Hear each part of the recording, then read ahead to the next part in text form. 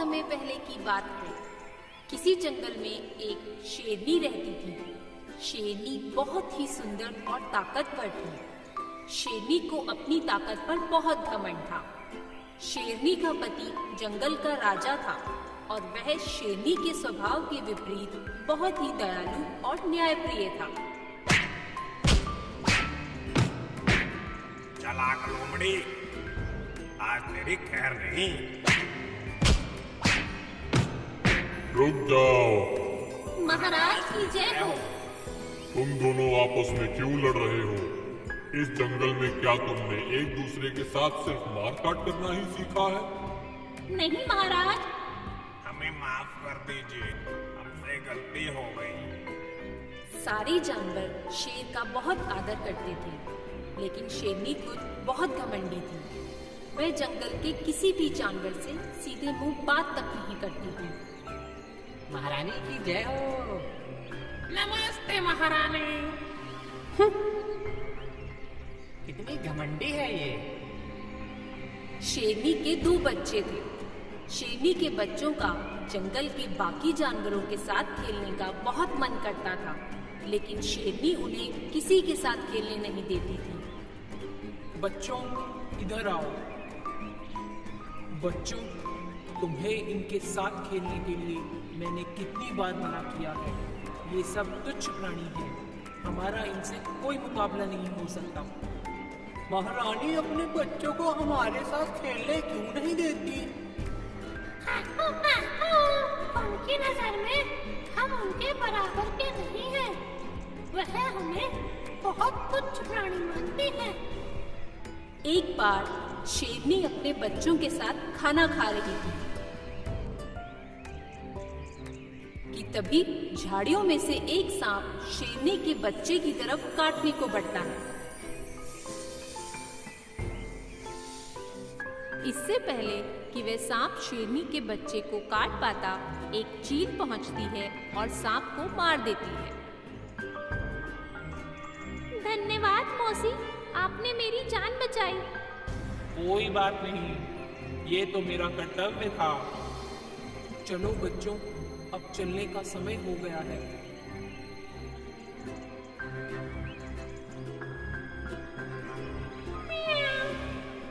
महारानी ने ये ठीक नहीं किया। जब कभी भी उन्हें हमारी जरूरत होगी, हम मदद नहीं करेंगे।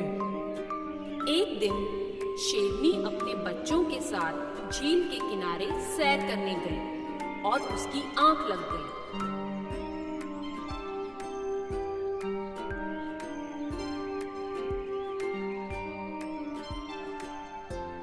जब शेरनी सोकर उठी तो उसने देखा कि उसके दोनों बच्चे उसके पास नहीं हैं। ये क्या? मेरे बच्चे कहाँ चले गए? शेरनी ने बच्चों को झील के आसपास देखा, लेकिन वे उसे नहीं मिले, क्योंकि उस समय शेर भी जंगल में उपस्थित नहीं था। शेरनी बहुत परेशान हो गई। अब मैं क्या करूं? महाराज भी जंगल में नहीं है। अब मैं अपने बच्चों को कहाँ और कैसे ढूंढूं? शाम होने वाली थी। शेरनी की चिंता और बढ़ गई। शेरनी बच्चों को ढूंढते हुए बंदरों के पास पहुंची। शेरनी को पहली बार परेशान देखकर बंदर बोला, अरे, आज महारानी की हवाइयाँ क्यों उड़ी हुई हैं? शेरनी बंदरों से कहती है, बंदर, ओ बंदर, क्या तुमने मेरे बच्चों को देखा है? बंदरों को यकीन नहीं होता कि शेरनी उनसे बात कर रही है। महारानी, आप? क्या आप हमसे बात कर रही हैं? हाँ प्रिय बंदर, क्या तुमने मेरे बच्चों को कहीं देखा है? महारानी, हमको कुछ भी कैसे पता हो सकता है? हम तो तुच्छ प्राणी हैं। बंदरों का जवाब सुनकर शेरनी और उदास और परेशान हो जाती है। शेरनी को आगे गधा दिखाई देता है। शेरनी गधे के पास जाती है और उससे पूछती है, प्रिय गधे, क्या मेरे बच्चे तुम्हारे साथ खेलने आए थे? नहीं महारानी, वह मेरे साथ खेलने कैसे आएंगे? आपने उन्हें मुझ जैसों के साथ खेलने से मना किया है ना। गधे की बात सुनकर शेरनी को खुद पर अफसोस होता है। वह बच्चे को ढूंढती हुई और आगे बढ़ती है कि उसे हाथी और भालू मिलते हैं। शेरनी की हाथी के साथ बिल्कुल भी नहीं बनती थी, क्योंकि बात उसके बच्चों की थी। तो वह हाथी से कहती है, गजराज, क्या तुमने मेरे बच्चों को देखा है? नहीं रानी, मैंने तुम्हारे बच्चों को कहीं नहीं देखा है। अगर देखा भी होता तो मैं नहीं बताता, क्योंकि तुमने अपने बच्चों को मुझसे यह कहकर मिलने से मना किया था कि मैं सनकी और एक पागल हाथी हूँ। शेरनी को हाथी का जवाब सुनकर बहुत बुरा लगता है। वह फिर भालू से पूछती है, बालू भाई, क्या तुमने मेरे बच्चों को देखा है? नहीं महारानी, मैंने आपके बच्चों को नहीं देखा। क्या तुम मेरे बच्चों को ढूंढने में मेरी मदद करोगे? मैं आपकी मदद कैसे कर सकता हूँ? मैं तो एक बेकार और भोंदू भालू हूँ। आपके बच्चों को तो मुझसे दूर ही रहना चाहिए। इतने शोर से वहाँ कुछ और जानवर भी आ जाते हैं। क्या आप मेरे बच्चों को ढूंढने में मेरी मदद करेंगे? अरे महारानी, मैं आपकी मदद कैसे कर सकता हूँ?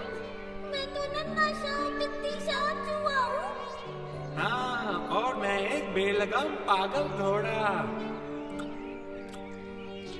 मेरी तो कहीं गिनती ही नहीं है। आपके हिसाब से तो मुझे जंगल में होना ही नहीं चाहिए। नहीं महारानी, हम आपसे कोई वास्ता नहीं रखते। यह सब सुनकर शेरनी फूट फूट कर रोने लगती है। उसे एहसास हो जाता है कि वह कितनी क्रूर और घमंडी है। वह सब जानवरों से कहती है, सारी गलती मेरी है। मैंने तुम सब के साथ बहुत बुरा व्यवहार किया है। मुझे क्षमा कर दो। मुझे अपनी गलती का एहसास हो चुका है। मैंने ये नहीं समझा कि एक दोस्त का होना कितना जरूरी है। अब कोई भी मेरी मदद नहीं करेगा। शेरनी को रोता देख सभी जानवरों को बहुत दुख होता है। मुर्गा शेरनी से कहता है, चिंता मत करो महारानी, हम आपके बच्चों को ढूंढने में आपकी पूरी सहायता करेंगे। हम सिर्फ तुम्हें यह महसूस कराना चाहते थे कि हमें तुम्हारे व्यवहार से कितना दुख पहुंचता है। मैं समझ सकती हूँ गजराज, मुझे माफ कर दो।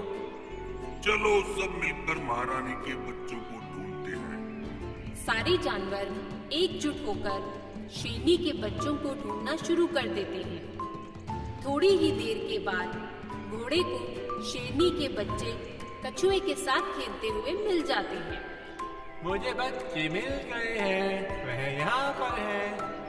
शेरनी भागी भागी पहुंचती है। वह अपने बच्चों को कछुओं के साथ खेलता देख बहुत खुश होती है। वह सभी जानवरों का दिल से धन्यवाद करती है। उस दिन के बाद से शेरनी कभी किसी जानवर का अपमान नहीं करती और अपना घमंड हमेशा के लिए त्याग देती है।